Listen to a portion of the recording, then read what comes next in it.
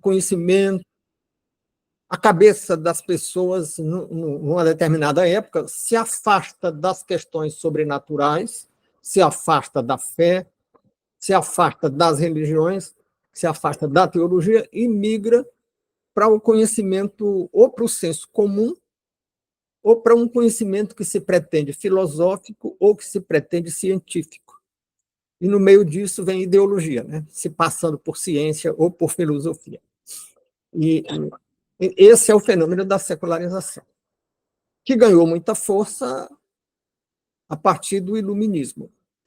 Começou a ganhar força com o movimento humanista no fim da Idade Média, no começo da Idade Moderna, ganhou muito prestígio com o Renascimento e com a Revolução Científica do século XVII, e chegou no ápice de prestígio com o iluminismo francês. Então, vimos isso e vimos que a nossa percepção do mundo pode, a grosso modo, ser dividida numa percepção baseada na opinião ou baseada no conhecimento. E a fé se coloca no campo da opinião, porque o conhecimento é aquilo que resulta da observação ou de alguma forma de raciocínio, de alguma forma de aplicação da razão. E isso leva a um certo desprezo da fé, porque seria apenas opinião. E as pessoas valorizam o conhecimento, que tem essas diversas formas de produção, de senso comum, que nós já vimos em outros temas que estudamos aqui, senso comum, ciência, filosofia, etc. E geralmente as pessoas querem dizer que o seu pensamento é ciência, embora nem sempre o seja, né?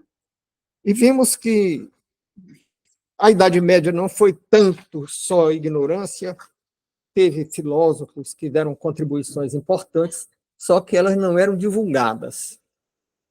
E o que predominou na Idade Média foi a opinião em nome da fé. E isso foi instrumentalizado como poder político e trouxe um enorme desprestígio para a fé, enquanto, do outro lado, crescia o prestígio do conhecimento, que é científico ou é filosófico, ou não é uma coisa nem outra, mas se apresenta como se fosse uma delas. Então, vimos isso e vimos que não faz sentido se falar num conflito entre fé e ciência, porque, sobretudo, o pensamento teológico, ele é a gente distingue o que é um conhecimento ou uma opinião pela coisa de que ela trata, que a gente chama isso de objeto, e pelo método que ela usa para dominar aquele campo de conhecimento. Então, a teologia tem como objeto fenômenos sobrenaturais, que são a relação do homem com Deus e a intervenção de Deus no mundo natural. Enquanto que a ciência tem como objeto os fenômenos naturais. Então, tratam de coisas diferentes, né? Mas se fez muita confusão, porque, ao tratar do sobrenatural, a teologia diz por quê. E por que surgiu a Bíblia? Porque Deus quis e mandou. A ciência deveria dizer como. Um diz como, o outro diz por quê, não tem nada a ver, né? Então, o indivíduo olha para um prédio e diz por que esse prédio está aí? Porque o dono mandou fazer. Não tem nada a ver com engenharia, não tem nada a ver com arquitetura. Aí outra pessoa chega e diz, e qual é o estilo arquitetônico desse prédio? Aí é outra coisa. Aí não tem nada a ver com a vontade simples de construir, né? Como foi construído. Então, feitas essas considerações, nós invocamos aqui o livro de Hebreu, no final das considerações do domingo passado, em que nós dizíamos que citávamos Hebreus 11:1, que diz, ora, a fé é a substância das coisas esperadas, a prova das coisas não vistas, pois foi por ela que os antigos obtiveram bom testemunho. E encerrávamos aí a primeira parte desse estudo. E hoje, dando continuidade e deixando à vontade as pessoas para, depois da gravação, quando nós iniciarmos um diálogo não gravado para as pessoas ficarem mais à vontade, as pessoas podem formular perguntas ou ponderar alguma correção ou algum acréscimo. Então, nós dizíamos que existem as chamadas religiões do livro, e a antiga sociologia e a antiga antropologia das religiões dizia que religião só é aquela que tem livro sagrado. E são 5. O judaísmo, o cristianismo, o islã, o hinduísmo e o budismo. Só são essas as religiões porque religião tem que ter uma cosmogonia, explicação da origem do mundo, do porquê que surgiu no mundo. E só essas 5 têm essa explicação. E também tem que ter uma moral, uma ética. E só essas 5 têm uma moral ou uma ética. Outras formas que tratam também do sobrenatural, não basta tratar do sobrenatural para ser religião, elas eram consideradas na antropologia e na sociologia clássica, elas eram tratadas como magia ou feitiçaria, diferentemente de religião. Por quê? Porque não tem uma explicação da origem do cosmos, não tem uma ética ou uma moral, não prestam propriamente um culto a uma divindade, elas fazem um negócio com uma divindade. Elas fazem certas oferendas para receber determinadas vantagens ou para perseguir alguém. Mas hoje acabaram com essa distinção e hoje estão chamando tudo de religião. E a gente pode até sofrer alguma consequência se a gente persistir em ter como base a velha e boa sociologia das religiões. Bom, então, qual é o fundamento? Porque nós dizíamos que, depois de iniciar o raciocínio, as cogitações, a teologia é igual à filosofia. Igual no método. E qual é a diferença? A diferença consiste em partir de uma revelação, enquanto a filosofia procura partir de uma hipótese, de uma evidência, de uma concepção humanamente produzida. Daí para frente, ambas procuram pensar de acordo com a lógica, com a razão. Eu dizia, lógica indutiva ou dedutiva. Há alguém que não tem interesse por essas formas de expressão usadas em filosofia e não tem familiaridade com isso, é só me fazer uma pergunta depois. Né? A lógica dedutiva é para o conhecimento de uma coisa específica. Né? Classicamente se diz, todos os homens são mortais. Isso é um ponto de partida, a gente chama isso de premissa. A gente chama de premissa maior porque a lógica dedutiva tem 2 premissas e uma conclusão. A gente chama isso de silogismo. Então, a segunda premissa é João é homem. Então, os homens são mortais e João é homem. Aí vem o raciocínio, que é a conclusão. Logo, João é mortal. Então, isso é um raciocínio dedutivo. Nós estamos falando da mortalidade do João, somente do João, partindo de um conhecimento prévio de que todos os homens são mortais. É do geral para o particular. Isso é dedução, isso é silogismo. Agora, pode ser uma generalização com base na lógica. E aí a margem de erro é maior. Né? Mas é uma coisa que se usa muito, inclusive em ciência. Toda a ciência praticamente é baseada em indução. Digamos, a pessoa diz que foi visto um cisne branco. E foram vistos 2 cisnes brancos, e 3, e 1 milhão, e não sei quantos milhões. E todos os cisnes eram brancos, durante séculos e séculos. Então, partindo desse conjunto finito de observações, por maior que ele seja, ele é finito, ele tem fim. Aí a gente vai para o infinito, que é a conclusão do raciocínio da gente. E diz, logo, todos os cisnes são brancos. E aí é um pulo no escuro, porque a gente viu um conjunto muito grande, mas não viu todos. Não esgotou o número de cisnes.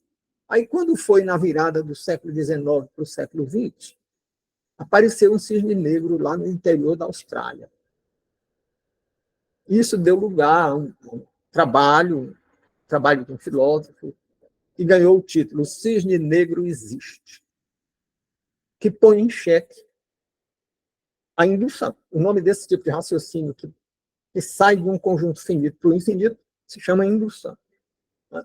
E veja, por exemplo, as leis da física todas são indução. Quando o Newton disse que a toda reação gera uma reação igual e contrária, ele estava fazendo o mesmo raciocínio que disse que todos os cisnes são brancos. Porque ele não testou todas as formas de ação e reação. Né? E dá muito certo, porque ele está tratando de um fenômeno que se repete regularmente, que é um fenômeno físico. Né? Isso complica quando a gente sai dos fenômenos físicos ou químicos, dos fenômenos da natureza, para os fenômenos humanos. Aí a gente vê um comportamento humano se repetir algumas vezes, mas não pode dizer que sempre vai ser assim. Porque, de repente, uma pessoa muda, tem uma vontade diferente, porque na conduta humana entra o voluntarismo. Né? Então, vimos que a base que faz a diferença entre teologia e filosofia é o ponto de partida, que é a revelação. E aí, praticamente, começamos a nossa conversa de hoje, lembrando que a revelação da tradição judaico-cristã tem fundamento no fato de que apresenta conhecimentos que não eram humanos. Quando a gente vê no livro de Isaías que o Senhor sustenta a redondeza da terra sobre o vazio, isso aí, 700, 800 anos, mais ou menos, antes de Cristo, isso não era conhecimento humano entre os judeus. Saber que havia uma redondeza da terra suspensa no vazio. E está lá na Bíblia. Né? Então, a gente tem isso como fundamento, porque a Bíblia tem revelação. Muito antes de Isaías, no mais antigo livro da Bíblia, o livro de Jó, uns 1.600 anos antes de Cristo, portanto, há uns 3.600 ou 3.700 anos atrás,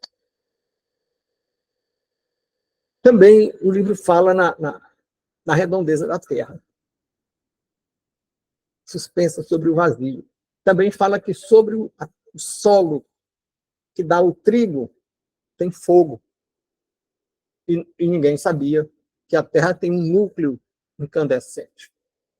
Então, isso aponta para um fenômeno sobrenatural que ampara a fé da tradição judaico-cristã. Mas tem mais. Né? Tem as profecias que se cumpriram. Lá no livro de Daniel, no livro de Ezequiel, nós encontramos profecias que falam dos sucessivos impérios que iriam surgir e cair. Começa dando o nome de animais, um carneiro, um touro, e depois diz, bem, mas para quem não entendeu, aquele animal que veio do norte e tal, aquele ali são os caldeus da Babilônia, e aquele que veio do leste são os medo-persas, e aquele que veio do noroeste, do oeste, é o Império Grego, que é o Império Alexandrino, de Alexandre o Grande. Inclusive, ainda diz que o Império Alexandrino, quando ele morresse, ia se dividir em 4 pedaços, e isso também aconteceu, e o Império Romano, que também teria fim. E tudo isso se cumpriu. Né? E a profecia de que Ciro iria libertar o povo hebreu do cativeiro impressionou tanto Ciro, quando ele soube que essa profecia existia há bastante tempo, que ele, de fato, mandou libertar o povo hebreu e ainda mandou pagar uma indenização aos hebreus. Então, um livro assim, aquela que tem um livro que se apoia no cumprimento de profecias e se apoia em determinados conhecimentos que não eram humanos na época, é a Bíblia. Então, quando nós falamos aqui em conhecimento e fé, nós falamos em fé como base de um conhecimento. Conhecimento que não é científico nem filosófico, é teológico. Ah, mas e eu preciso de teologia para ter uma relação com Deus? É claro que não. Né? Você precisa ter fé. Você precisa aceitar o senhorio do Salvador que o Criador nos mandou, Jesus. Se você diz, eu aceito, basta dizer, as pessoas dizem simplesmente, eu creio em Cristo. Mas é bom lembrar que esse creio em Cristo não é só assim, eu acredito que ele existiu, que ele era divino. Esse creio é também, creio que ele é o Salvador enviado.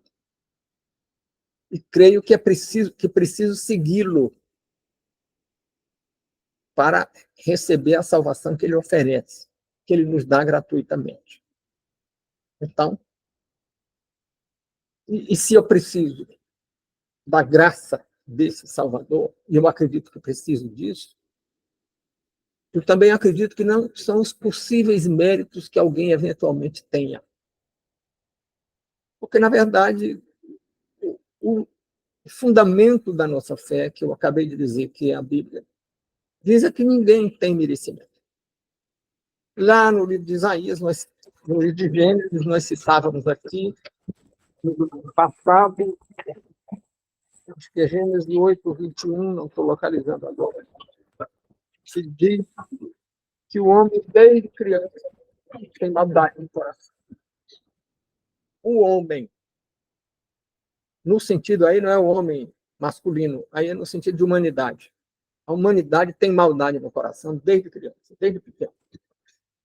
Não tem ninguém bom. O próprio Cristo, quando alguém disse bom mestre, ele disse, por que você me chama de bom? Só tem um bom que é Deus. E se a gente faz o que parece ser o bem, a Bíblia diz, não fez nada demais, não fez mais do que a obrigação. Então, as pessoas gostam de citar, eu não vou nem dizer o nome para não pensar que eu estou questionando a beleza de uma certa senhora aqui, que é sempre lembrada como virtude. Muito bem. Ela fez o bem desinteressadamente, mas, biblicamente, isso não é mais do que obrigação. E nem vou entrar na questão psicanalizando aquela senhora tão virtuosa, se ela fez o bem porque era boa, ou se ela fez o bem porque tem explicações psicoanalíticas que talvez não sejam tão virtuosas. Né? Bom, então, vimos que o conflito entre conhecimento que se pretende científico e a fé é um conflito falso. Mas tem muita gente boa entrando nesse conflito. Tem gente entrando na confluência entre ciência e fé para derrubar a fé. Tem gente entrando na confluência entre ciência e fé para apoiar a fé na ciência. Quer dizer, olha, a ciência está provando que é assim. Tal. E tem gente entrando nessa confluência como uma forma de fundamentar a fé. Tem um livro muito famoso nos anos 70 ou 60, escrito por um arqueólogo com muito conhecimento bíblico e muito conhecimento de história antiga, como arqueólogo que ele era, não lembro o nome do autor, mas lembro o nome do livro. O nome do livro é E a Bíblia Tinha Razão. E esse livro foi muito lido nos meios protestantes, e ele busca amparar a fé em evidências científicas e em hipóteses de explicação científica. Ele diz, por exemplo, Moisés e o povo hebreu passou o Mar Vermelho. Isso ele apresenta como uma prova do fundamento da fé. Mas aí, para evidenciar essa prova, ele vem com explicação científica. Isso é possível porque tem um vento assim e tal, etc. Quando, na verdade, a fé é assim. Isso é impossível, mas aconteceu. Então, ele diz, o povo hebreu tinha uma coluna de fogo à noite. Foi um vulcão que aconteceu em tal época, no século tal, numa das ilhas gregas do Mar Egeu. Não foi vulcão, era uma coluna de fogo criada por Deus. Era o impossível. Aí ele diz, Jesus foi gerado numa virgem. Isso é possível porque existe um fenômeno biológico chamado partenogênese. E a partenogênese ocorre entre algumas espécies de cobra e não sei o que mais e tal. Mas nunca houve na espécie humana. Então, e isso não é fé. Fé é assim. Jesus, filho de uma mulher, sem interferência de um homem humano. E isso é impossível. Mas aconteceu. Isso aqui é fé. Então, essa confluência não serve nem para fundamentar, que termina não sendo fé coisa nenhuma. E essa fundamentação científica não passa de hipótese. Houve a hipótese que houve uma partenogênese. A hipótese é que um vento abriu o mar vermelho. O vento abriu o mar é uma hipótese muito forçada, né? Se um vento tão forte que abriu o mar, quando as pessoas fossem passando no meio daquele vento, as pessoas iam sair voando, né? A gente passa numa esquina aqui, onde tem um prédio alto por ali, o vento só falta carregar a gente. E não abre nem uma poça d'água, uma chuva que tenha feito uma poça d'água na rua, e abrir o mar para o povo hebreu passar. Então, não existe essa conexão. Agora, é possível assim, é que é possível algum amparo em pesquisa. É possível você dizer, olha, acharam aí no fundo do Mar Vermelho uns pedaços de carro de guerra do tempo do faraó. Bom, aí você está provando que houve o fato. Não está tentando explicar por quê. Quando você diz foi o vento que abriu o Mar Vermelho, você está tentando explicar o porquê, se valendo da ciência para isso. Agora, você pode sim se valer da ciência para dizer aconteceu mesmo. Você pode sim se valer da ciência para dizer, olha, Jesus é histórico. É o acontecimento histórico da antiguidade, do século I, mais documentado que existe. Porque além dos 4 evangelhos, João, Mateus, Marcos, Lucas e João, tinha centenas ou milhares de cópias desses evangelhos. Enquanto que, por exemplo, Aristóteles só teve uma cópia que sobrou e era em árabe. Era uma tradução árabe. Enquanto Sócrates não ficou nada escrito e só teve um evangelista do Marcos. Enquanto Jesus teve Mateus, Marcos, Lucas e João, Sócrates só teve o Platão para falar do Sócrates. Então, Jesus é uma figura muito documentada. E aí a documentação histórica vale, sim, e tem uma convergência, sim, para dizer que ele existiu. E para dizer que ele fez o que fez. Que ele esteve fazendo milagres. Mas não por quê. Por que ele veio? Por que ele era divino? Por que os milagres aconteciam? Isso não tem nada a ver com ciência. Isso é teologia, isso é do campo da fé. Isso se baseia no livro sagrado. Naquele livro que tem profecias que se confirmaram. Naquele livro que tem conhecimentos que na época não eram conhecimentos humanos. Isso é fé. Né? Então,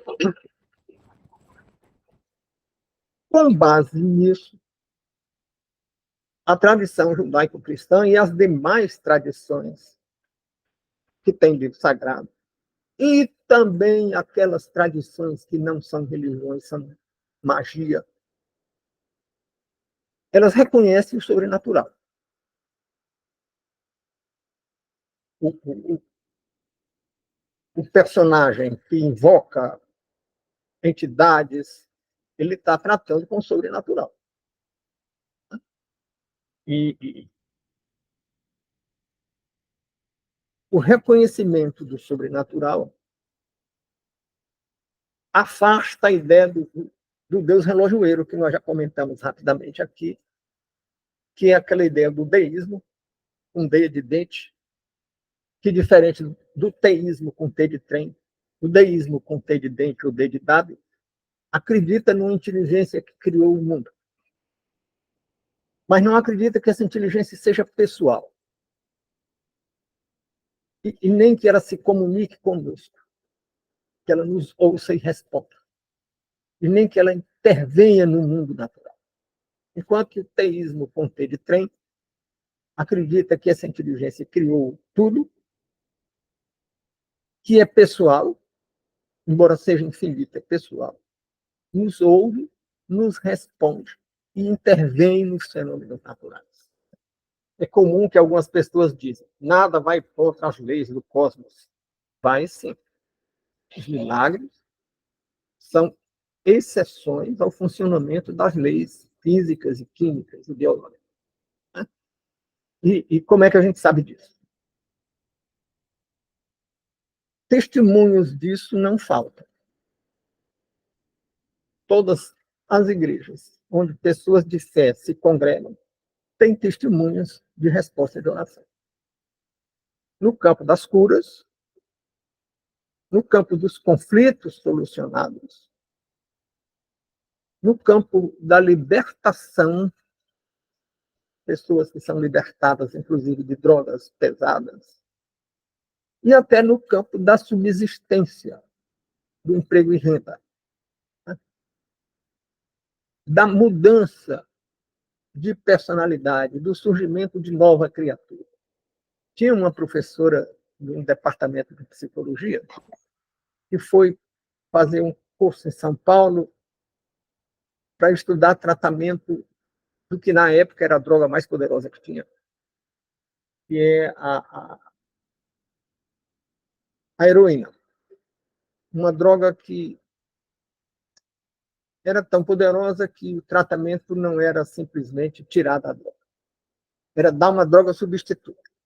Ele diz assim, olha, você deixa de usar a heroína, mas você vai ficar usando essa pílulazinha aqui. Muito bem, ela foi isso. E chegando lá, ela entrou em contato com dependentes de cocaína, de heroína, que conseguiram superar a heroína, abandonar a heroína, sem droga substituta. Bom, e como foi isso? Conversão. Aí ela ouviu dessas pessoas. Ah, você está limpo? Tô. Você não usa mais? Não. Como é que você conseguiu isso? O Espírito Santo me libertou. Ou Jesus me libertou. Isso é testemunho. O impacto foi tão grande que ela se converteu. Aí voltou, chegou no departamento de psicologia, sofreu tanta pressão que recuou. Né? De alguma maneira abandonou a fé novamente.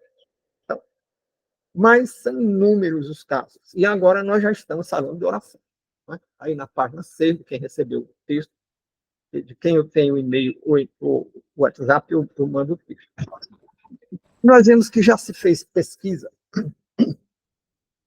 e geralmente essas pesquisas são feitas para contrariar, desmentir, desautorizar a eficácia da oração. E aí as pessoas fazem as pesquisas muito rigorosas, né? Fazem com um procedimento metodológico correto,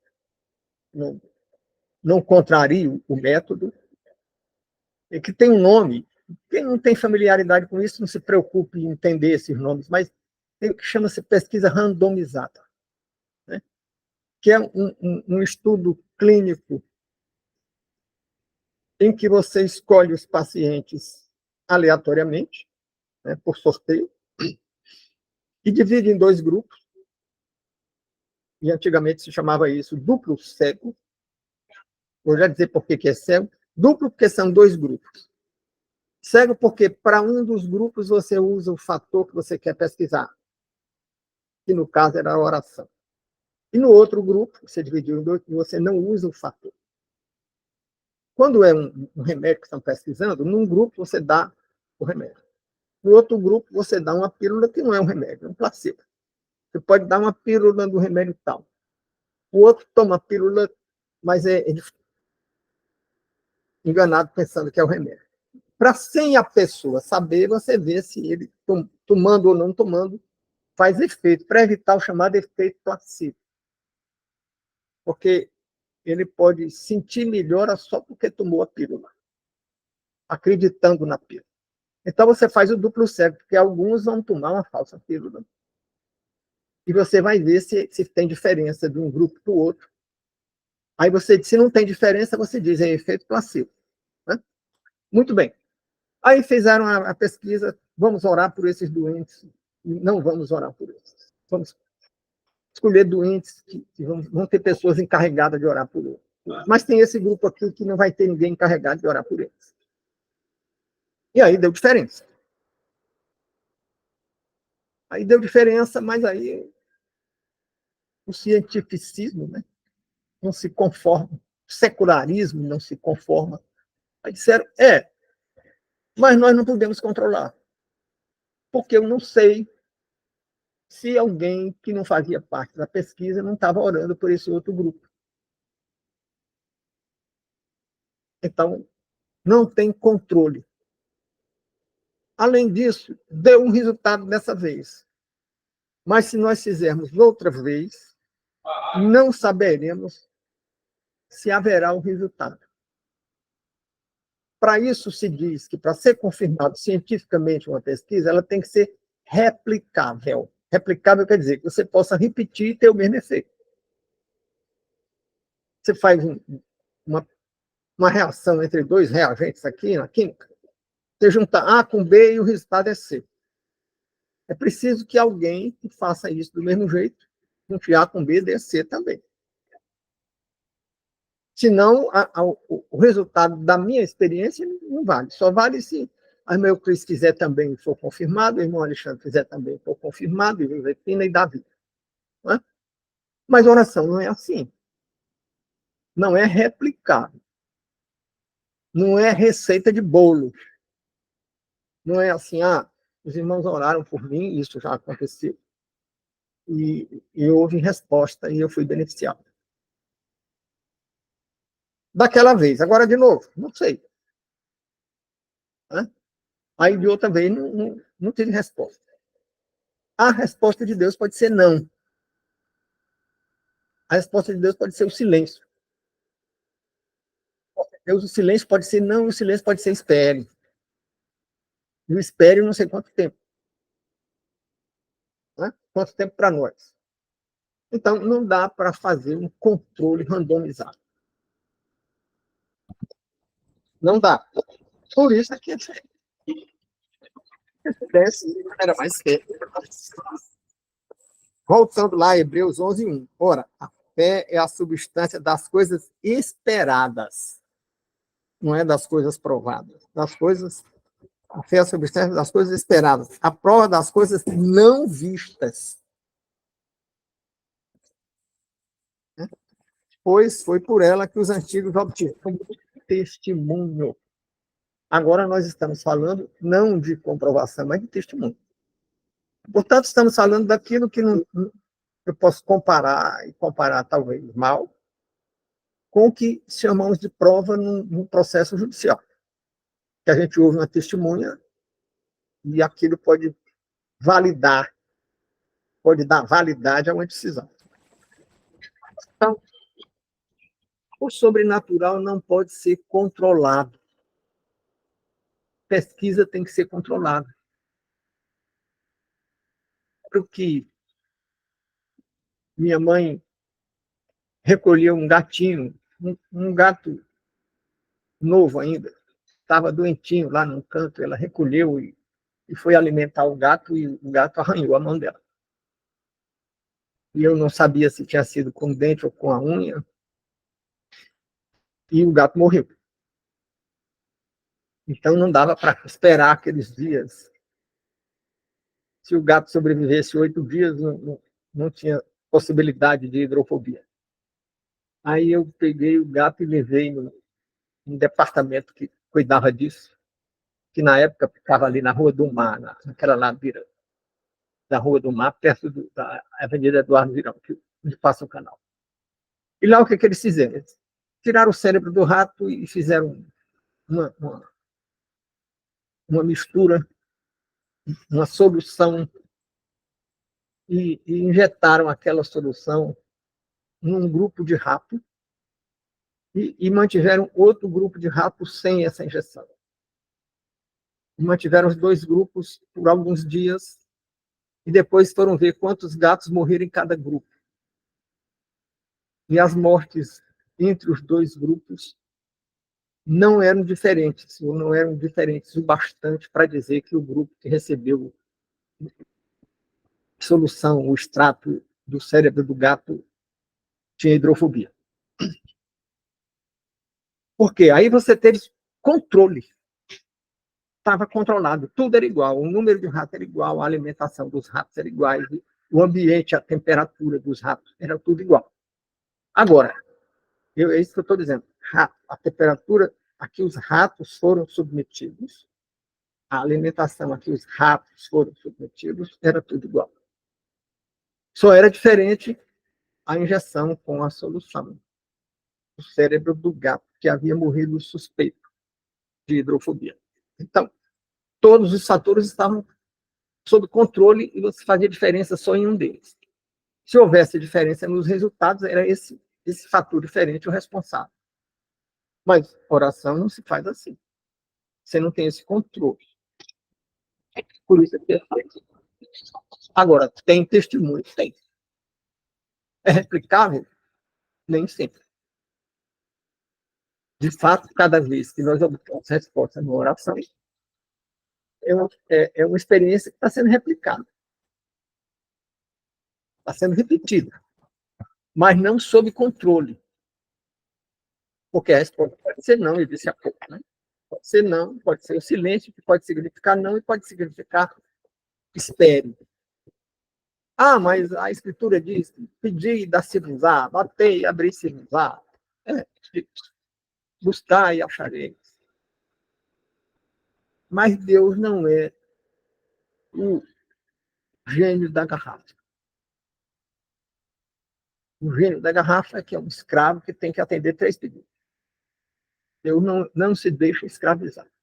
Ele pode responder um não. Ele pode responder com silêncio, que pode significar não e pode significar espere. E pode responder com a resposta positiva imediata. E nós temos testemunhos de pessoas que nem terminam a oração já têm uma resposta. Tem.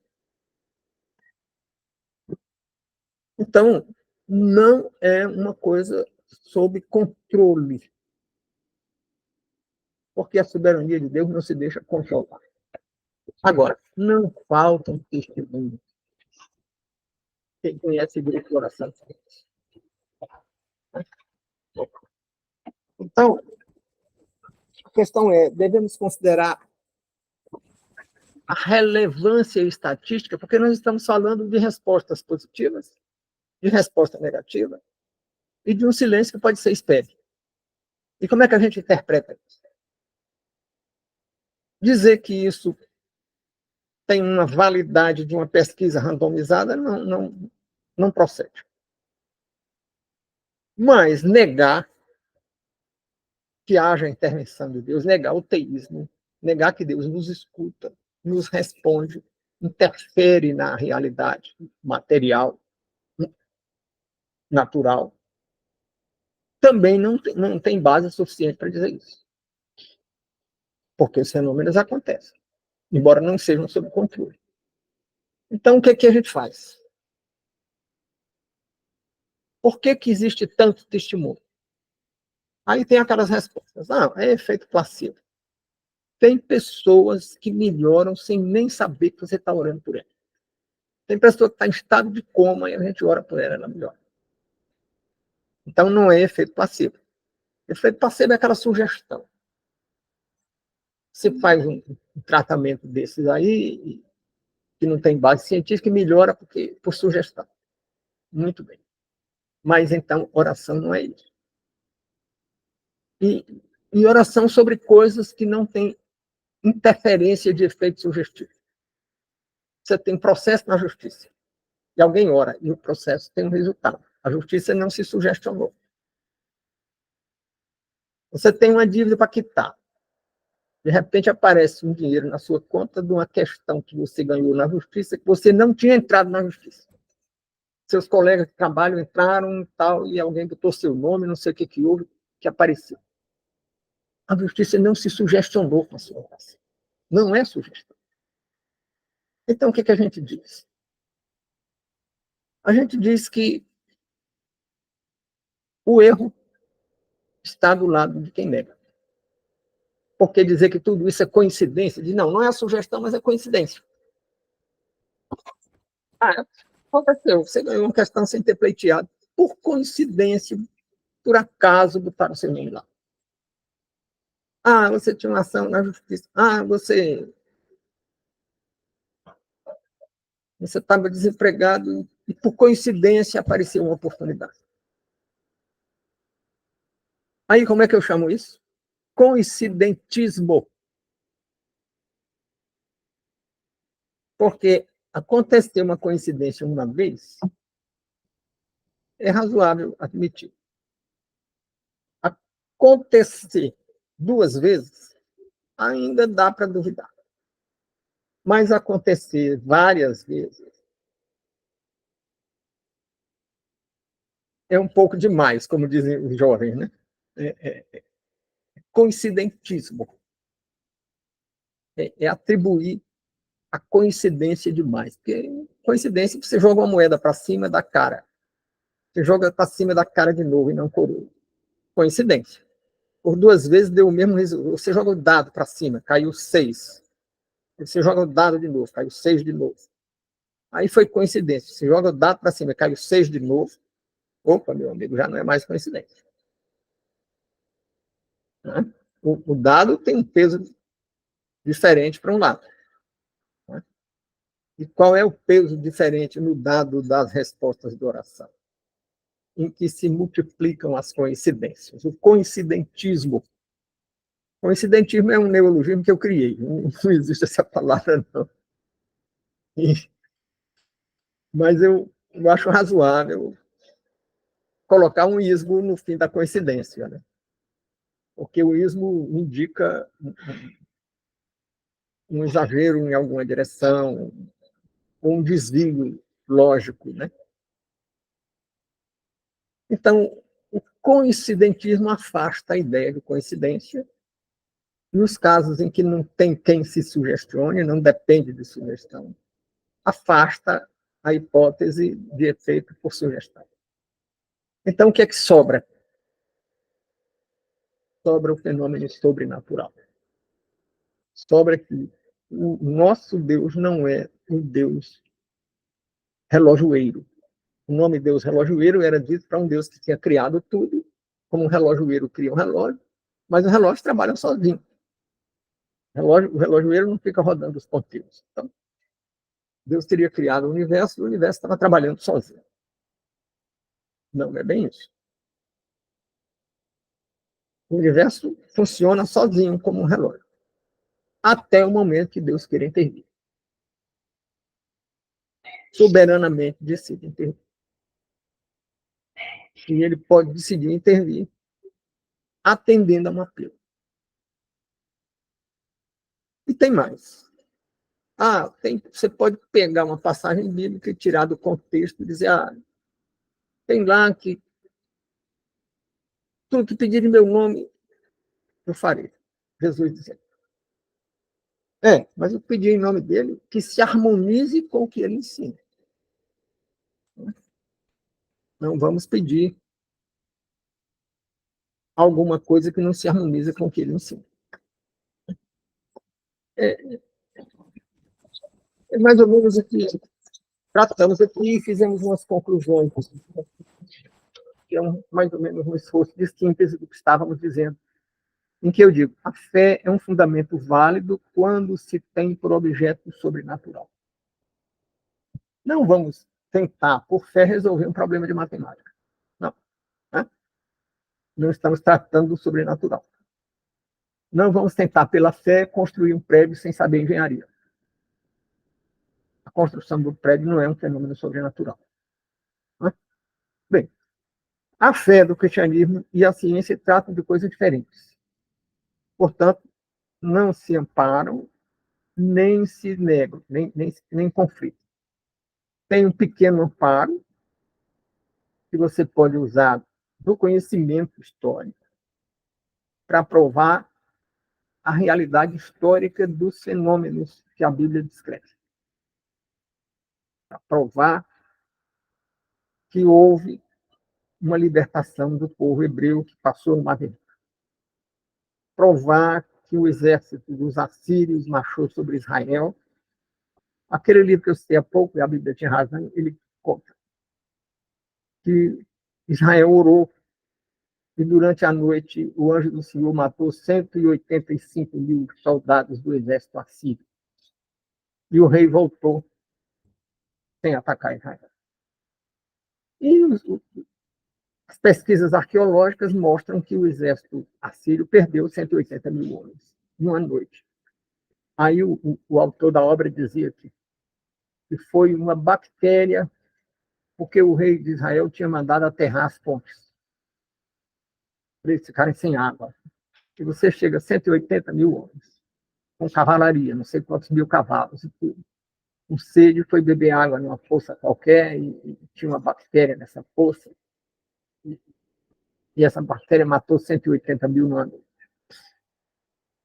Ora, é uma tentativa de explicar pela ação da bactéria, que pode até ter sido. Mas o que interessa é o porquê isso aconteceu.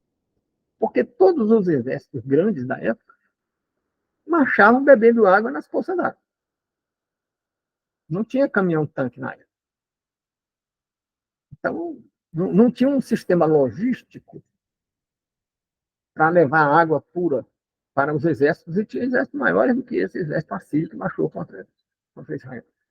Contra Israel ou contra Judá. Agora, então, e só esse caso de um exército inteiro morrer numa noite. Por causa da água contaminada, só aconteceu essa vez, só com esse exército. Pode ter acontecido outras vezes, ter tido algum problema, uma parte do exército passar mal e tal, mas morrer todo mundo numa noite que foi feita oração. Coincidentismo? Não. Aí temos também de pesquisas replicáveis, que podem ser repetidas, o controle dos fatores, a gente chama variáveis, também não se aplicam.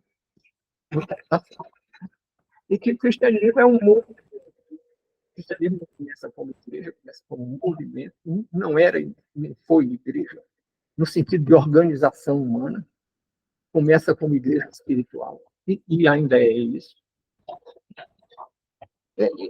Foi iniciado por homens de poucas letras, o pescador João, o pescador Pedro, um homem de poucas letras. E, no entanto, influenciou demais o mundo. E esses homens se decepcionaram quando Jesus foi crucificado. Eles tinham visto o poder que ele tinha, e tinham acreditado nele, estavam seguindo aquele homem, e esperavam que ele ia afastar a dominação romana e reinar sobre Israel, que era filho de Davi. Filho no sentido de descendente de Davi, 14 gerações depois. Então, esse homem se deixa matar, se deixa torturar e matar. Então, eles se decepcionaram, fugiram e voltaram para a vidinha deles, foram pescar de novo e tal. Né? E, de repente, eles voltam a seguir Jesus. Uma recaída. E voltam com força. Eles que tinham se acovardado e tinham fugido, voltam com uma valentia. O Pedro, que tinha negado, chega diante do tribunal e diz que antes importa obedecer a Deus do que aos homens. Então, ele não tinha mais medo de nada. Todos eles desafiaram os perseguidores até a morte. Eles persistiram na fé até o martírio. Então, houve alguma coisa que impressionou esses homens. E essa alguma coisa foi depois que ele ressurgiu, que tudo mudou. E finalmente, um carpinteiro pobre, de uma família pobre, que nasceu numa vacaria, pessoas dizem uma manjedoura, era lugar de criar boi. E que nunca escreveu uma página, que nunca saiu da Galileia e regiões circunvizinhas, passou por Samaria e mais alguma coisa ali vizinho, e que viveu apenas 33 anos, que teve uma militância de apenas 3 anos, mudou o mundo. E esse homem dizia que era Deus. Um homem que diz que é Deus, que é contrário de Buda. Buda era filho de um rei, nasceu num palácio, né? Mas Jesus não. Esse homem que dizia que era Deus só pode ser três coisas. Ou era um louco, pensava que era Deus. Ou era um enganador, que queria se passar por Deus. Ou era verdade o que ele dizia. Ora, admitir as duas primeiras hipóteses, admitir que um louco ou um manipulador desonesto tenha mudado o mundo, e tenha mudado o mundo sem escrever nada e sem sair daquele pedacinho, que exerceu uma influência muito maior do que os grandes filósofos gregos, que exerceu uma influência muito maior do que os grandes pensadores do Oriente, do Extremo Oriente, da Índia e da China. Não. Só resta a terceira hipótese. Ele era Deus. Então, nós temos base lógica distinta da base lógica da ciência, porque não é coisa replicável, você não controla, não repete experiência, mas temos uma base lógica sólida para fora. Eu agradeço a presença de todos e volto a pedir que, quando nós jogarmos no ar a gravação, vocês cliquem lá o gostei ou não gostei, compartilhem e comentem. E, a seguir, vamos ter uma conversa aqui que eu preciso das contribuições de vocês, sem gravação, para as pessoas ficarem mais à vontade.